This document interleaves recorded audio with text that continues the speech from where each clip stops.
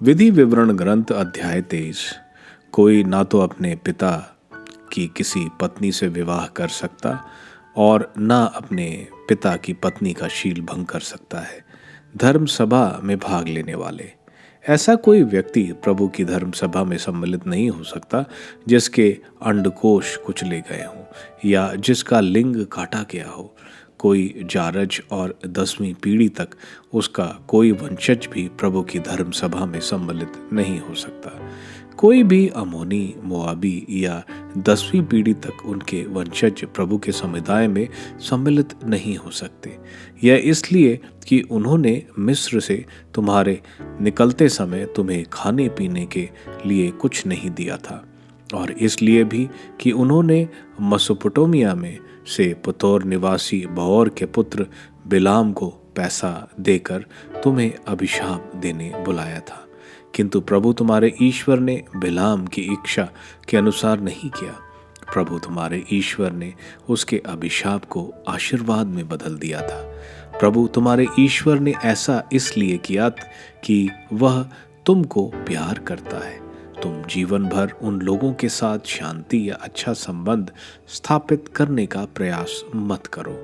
तुम एदोमियों से घृणा नहीं करोगे क्योंकि वे तुम्हारे भाई हैं। तुम मिस्रियों से घृणा नहीं करोगे क्योंकि तुम उनके देश में प्रवासी के रूप में रह चुके हो। उनकी तीसरी पीढ़ी के वंशज प्रभु की धर्म सभा में सम्मिलित हो सकते हैं। शिविर की स्वच्छता। यदि तुम अपने शत्रुओं के विरुद्ध लड़ने जाओ और पड़ाव डालो तो हर प्रकार की अशुद्धता से दूर रहो। तब यदि तुम्हारे साथ कोई ऐसा व्यक्ति हो जो रात में वीर पतन के कारण अशुद्ध हो गया हो तो वह शिविर के बाहर जाकर वहां रहेगा। वह शाम को स्नान करेगा और सूर्यास्त के समय शिविर में लौटेगा। शिविर के बाहर ऐसा स्थान भी हो जहां तुम शौच के लिए जा सको। तुम अपने अस्त्र शस्त्र के साथ एक खुरपी भी रखोगे जिससे तुम शौच के समय गड्ढा खोदकर मल ढक सको, क्योंकि प्रभु तुम्हारा ईश्वर तुम्हारी रक्षा करने और तुम्हारे शत्रुओं को तुम्हारे हाथ देने के लिए तुम्हें शिविर में विचारता है। इसलिए तुम्हें शिविर को शुद्ध रखना चाहिए। ऐसा ना हो कि वह तुम्हारे यहाँ कोई गंदगी देखकर तुमसे विमुख हो जाए। यदि कोई दास तुम्हारे यहाँ शरण ले तो उसे उसके स्वामी के हवाले मत करो। वह जहाँ चाहे अपनी पसंद के किसी नगर में निवास कर सकता है। तुम उस पर अत्याचार नहीं करोगे। कोई इजरायली पुरुष या स्त्री मंदिर में होने वाले व्यभिचार के लिए अपने को अर्पित नहीं करेंगी। अपनी मन्नत पूरी करने के उद्देश्य से कोई भी वेश्यावृत्ति या पुरुष गमन की कमाई प्रभु अपने ईश्वर के मंदिर में नहीं ला सकता, क्योंकि उसकी दृष्टि में दोनों घृणित है।